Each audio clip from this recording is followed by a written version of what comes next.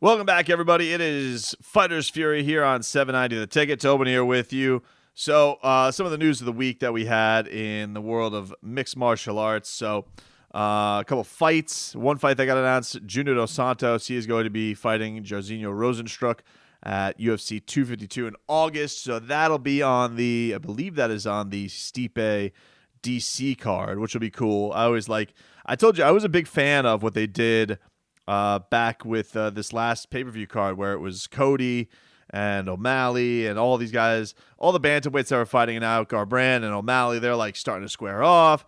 Aljamain Sterling's right on the doorstep of a title shot, all that type of stuff. So I thought a really fantastic job. I would like them to do that, something with heavyweight. I don't know if they'll get Francis Ngannou on that because obviously, Francis is in line for the title. So neither one who wins, Rozenstruik or Dos Santos, who wins this fight, neither one of them is going to be up for a title shot next, especially Jairzinho, who definitely has some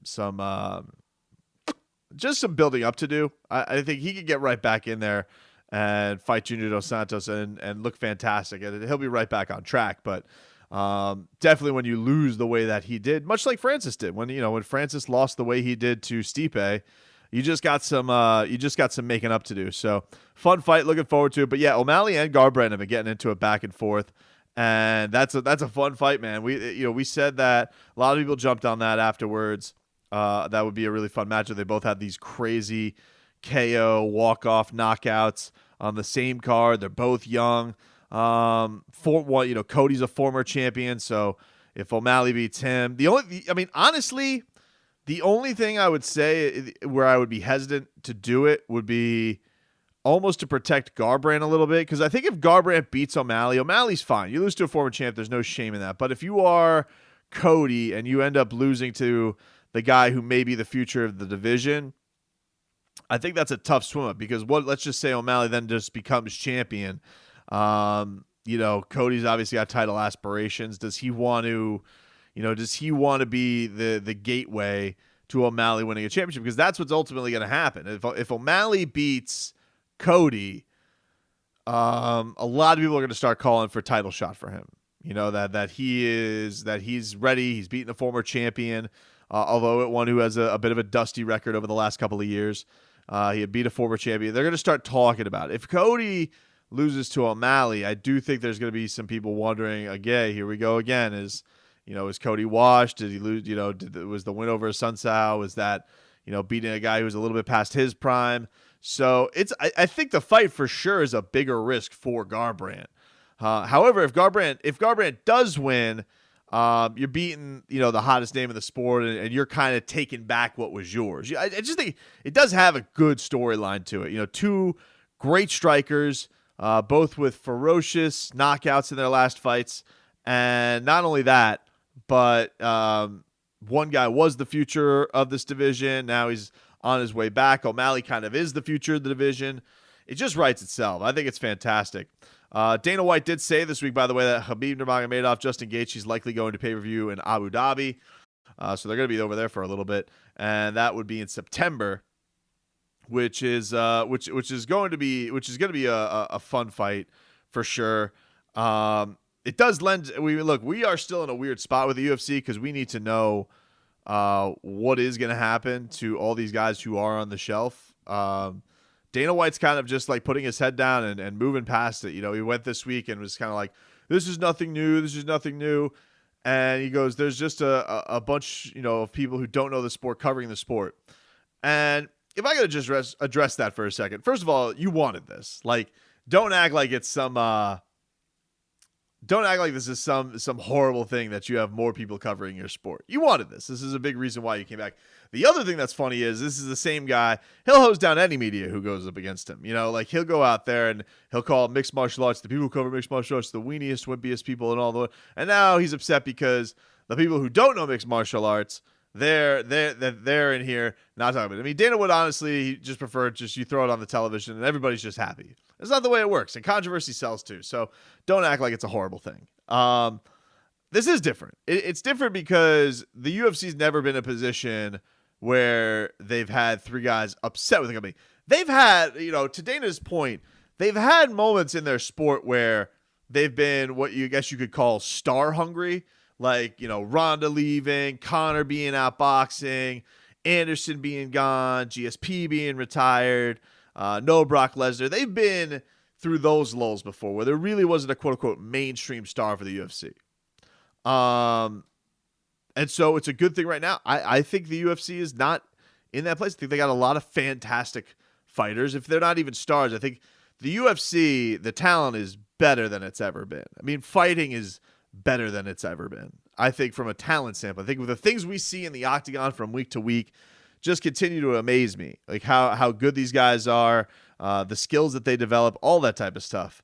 But it is funny. He's in this spot where he's just like, yeah, we got all these new eyes in the sport. Nobody knows what they're talking about. And it's like, yeah, but you were hosing down the people who were here talking about your sport the whole time anyway. So that one's weird to me. But yeah, look, we're still in the spot of no man's land when it comes to Jorge and when it comes to Conor and when it comes to Jones. I don't know. I guess the easy answer would be why not have, if they both wanted to fix their money issues and maybe opponent issues, could you do Masvidal versus Conor? That's one that Dana's poo-pooed before. Conor's been upset that he did. George's been wanting that more than the Kamaru fight. Let's be frank about it.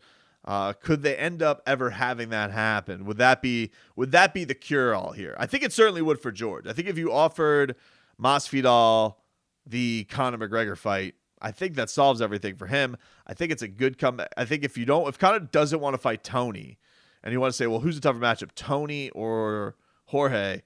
I don't think Jorge is going to try and bring the awkwardness. I don't think Jorge is going to go and try and bring him to the ground, some weird-ass choke. It's still a violent fight either way. So, look, let's not act like Tony was pulling guard against Justin Gaethje. He was up there standing and banging and took a beating. And there was talks like, to the point of Dana said this week, well, Conor was offered the opportunity to fight Tony Ferguson and turn it down, said, I'm not a replacement fighter. And I do think there's an argument to say, if you're Conor, like if the whole point of this is to get back to Khabib, and you're turning down a golden ticket to do that, can you really be upset if they're not like gonna just roll over and give you the interim title at your leisure? Like we gave you the shot, we gave you the opportunity. So I do see an argument from there, because his problem isn't so much money. I mean, Conor and the UFC's butt over money before. This seems like he's upset that they're messing up his plans to get back to the top. Which is, it's weird. I mean, like you would think the UFC wants him. Dana was talking about after the Cowboy fight how much he wants Conor versus Khabib, and we're like, well, what about Tony Ferguson versus Khabib and all that? What if he messes it up? So that's neither here nor there. The Jorge fight, I don't know where they go from here. Dana mentioned the Diaz brothers that he compared. This kind of annoyed me because he's like, oh, he compared Masvidal to the Diaz brothers. And what is that? Because Jorge Masvidal has been in this game for a long, long time, right? He's not a guy who's just like up and vanished and has no-showed press conferences. I mean, you couldn't get the Diaz brothers to do all the media that Masvidal was doing for his fight with Nate Diaz or his fight with Ben Askren, where he's become the kind of this media darling. Everybody wants to have Jorge on their show. He's become, one of the big gets, if you will, of the UFC. The other thing is, the Diaz brothers, they're kind of in here, out there, sporadic. I mean, Jorge was coming off a busy year, man. This isn't like Masvidal wanted to come in and have this year where he was iced on the shelf. We talked to him at Radio Row, and he said that 2020 was going to be a horror show. That this was, if you thought 19 was going to be a big deal, wait till you see what 2020 was going to bring. That's coming off a year where he traveled to London and fought Darren Till. He took on Ben Askren. Everybody said was a nightmare matchup, and then obviously had the big catapult show in MSG where he brought the mother bleeping Rock.